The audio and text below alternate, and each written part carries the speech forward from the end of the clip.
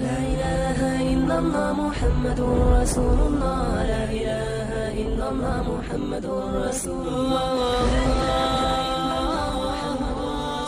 اور کوئی مسئلے آئیں تو انبیاء کے ساتھ مسئلے نہیں آئے ہیں, پیغمبروں کے ساتھ مسئلے آئے تو انہوں نے کیا روحانی علاج شروع کیے ہیں؟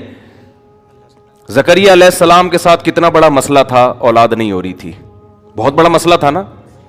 وہ تو کہیں نہیں ملتا کہ وہ کسی روحانی علاج میں گئے, کسی نے کچھ کیا ہوا ہے, یار میں صحت مند بھی, میری زوجہ بھی صحت مند, اولاد ہی نہیں ہو رہی, مسئلہ کیا ہے؟ نہیں نہیں نہیں, دعائیں مانگتے رہے. اور پھر قرآن کیا کہہ رہا ہے؟ ذکر رحمت ربی کا عبدہ زکریا. دعا کا خدا کی قسم اتنا مزہ ہے دعا مانگنے میں, اتنا مزہ ہے. مسئلہ حل ہو ٹھیک تو بھی, نہیں ہو تو بھی, یار اللہ کے دفتر میں فائل جمع کرا دی ہے. ان لوگوں نے دعاؤں سے ہٹا دیا ہے لوگوں کو, اللہ پہ اعتماد توکل سے ہٹا دیا ہے.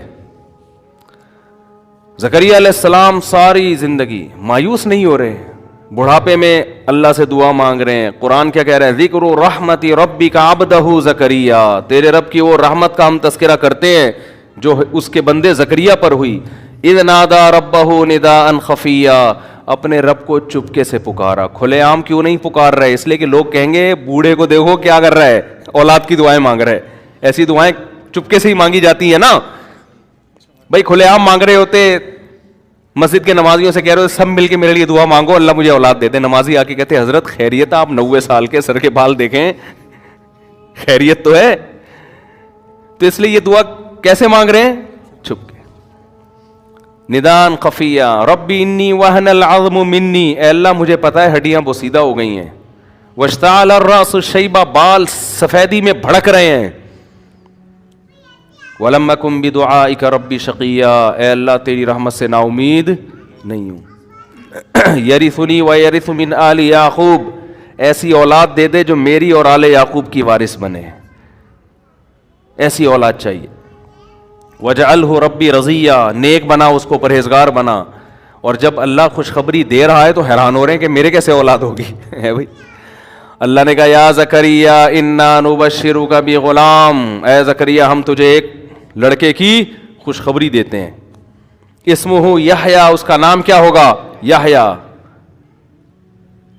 تو فوراً اللہ سے کہہ رہے ہیں انا یکون لی ولد. میرے اولاد کہاں سے ہو جائے گی, میں تو بوڑھا اور میری بیوی بانجھ. تو اللہ نے فرمایا کہ قد خلقتک من قبل. اے زکریا تو کچھ بھی نہیں تھا, ایک پانی تھا, اس پانی سے میں نے تجھے بنا دیا. تو کیا میں تیری بانجھ بیوی سے تجھے اولاد نہیں دے سکتا؟ پھر حضرت مریم علیہ السلام کے ساتھ کتنے مسائل آئے, کتنا بڑا مسئلہ حضرت مریم کے ساتھ. بغیر شادی کے حمل ٹھہر گیا. اتنی پریشان, یا لیتنی مت قبل ھذا. کاش اس دن سے پہلے میں مر جاتی. وکنت نسیا منسیا. میرا کوئی تذکرہ ہی نہ ہوتا کہ مریم نام کی کوئی عورت پیدا ہوئی ہے, کیونکہ ایک پاک دامن شریف عورت کو حمل ٹھہر جائے بغیر شوہر کے, وہ قوم کو کیا منہ دکھائے گی, قوم کو کیسے سمجھائے گی؟ لیکن یہ کہیں بھی نہیں کہ چلو اب کسی بابے ہیں وہاں روحانی ہیں ان سے رابطہ کرتے ہیں, شاید کچھ پڑھنے کو بتا دیں. وہ دعائیں مانگ رہی ہیں اللہ سے. حمل ٹھہر گیا. جب ولادت کا وقت آیا تو اللہ نے کیا فرمایا کہ حزی الیک بجذع النخلۃ تساقط علیک رطبا جنیا. اے مریم غم نہ کر, لا تحزنی, غم نہ کر. کھجور کے جو تازہ کھجورے ہیں نا, ان کی ٹہنی کو ہلا کے کھجور کھا اور پانی پی. اور جب کوئی تجھ سے پوچھے کہ یہ بیٹا کہاں سے آیا تو اشارے سے کہہ دینا انی نذرت للرحمن صوما فلن اکلم اليوم انسیا, کہ میں نے منت مانی ہوئی ہے آج روزے کی. پہلے زمانے میں خاموشی کا روزہ بھی ہوتا تھا, چپ کا روزہ. میں نے منت مانی ہوئی ہے آج میں کسی سے کلام نہیں کروں گی. اور ٹینشن, لوگ کہیں گے واہ واہ آج ہی روزہ رکھنا تھا. ہے بھائی, ہے بھائی, روزہ بھی آج ہی رکھنا تھا. لیکن جیسے جیسے اللہ کہہ رہے ہیں ویسے ویسے حضرت مریم کر رہی ہیں. بھئی اللہ نے آزمائش میں ڈالا, اللہ ہی بچائے گا. کہیں نہیں کہ چلو یار کچھ تعویذ کر لو, کچھ دھاگا باندھ لو, وہاں چلتے ہیں ان سے دم کرواتے ہیں, کچھ شاید کچھ مسئلہ حل ہو جائے. بھئی اللہ کی طرف سے آزمائش ہے, نکالے گا کون؟ اللہ. جیسے جیسے اللہ کہہ رہے ہیں فَأَتَتْ بِهِ قَوْمَهَا تَحْمِلُهُ, قرآن کہہ رہا ہے اس بچے کو گود میں اٹھا کر اپنی قوم کے پاس آئیں. قوم نے کیسے تانے دیے. اللہ دیکھو, اللہ شروع میں ہی بتا دیتا قوم کو کوئی فرشتہ آتا اور مریم علیہ السلام کی قوم کو کہتا دیکھو ان کے حمل ٹھہرنے والا ہے, ان پہ شک نہ کرنا, یہ حمل کس کی طرف سے ہے؟ اللہ کی طرف سے, اور میں فرشتہ ہوں. اور وہ بچہ پیدا ہوتے ہی خود گواہی دے گا تو یہ اور بڑا معجزہ ہو جائے گا, اس سے تمہیں یقین آ جائے گا. اس کا نقصان کیا ہوتا کہ حضرت مریم کو ٹینشن ہی نہ ہوتی. اللہ نیک بندوں کو کچھ ٹینشن میں ڈال رہا ہے بھائی, کہ پریشانی میں ڈالوں گا پھر برات کا اعلان کروں گا, ایسے نہیں ہوگا.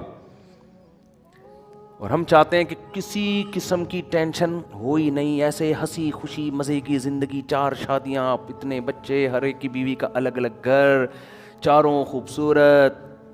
اور جب دوسری شادی کا میرے سسر کو پتہ چلے تو گلے لگائیں میرا بیٹا, میرا داماد کتنا اچھا ہے, ماشاء اللہ ماشاء اللہ, میرے داماد نے بڑا اچھا سنت زندہ کر لی میرے داماد نے.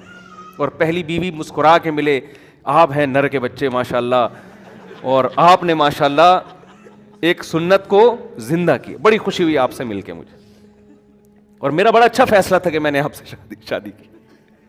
سمجھ رہے ہیں, پیڑے کھانے کے, اور کاروبار بھی چلتا رہے, بزنس بھی چلتا رہے, صحت بھی فٹ فاٹ رہے, نہ ابا کبھی ڈانٹیں, کوئی ٹینشن ہی نہ ہو. اپنی مرضی سے صبح ہم اٹھیں, نماز پڑھ لیں, ٹھیک ہے, نہیں پڑھیں توبہ سے معاف ہو جائے گی, کوئی مسئلہ ہے نہیں.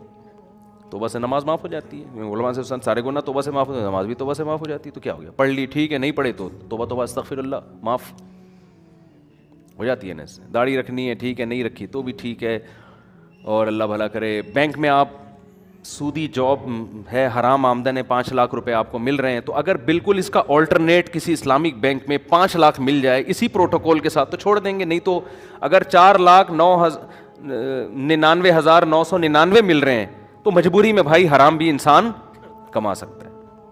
بھائی 5 لاکھ مل رہے ہیں سودی بینک میں, اور حلال میں مل رہے ہیں 4,99,999, تو اب وہ چونکہ کم مل رہے ہیں تو گزارا مشکل ہے.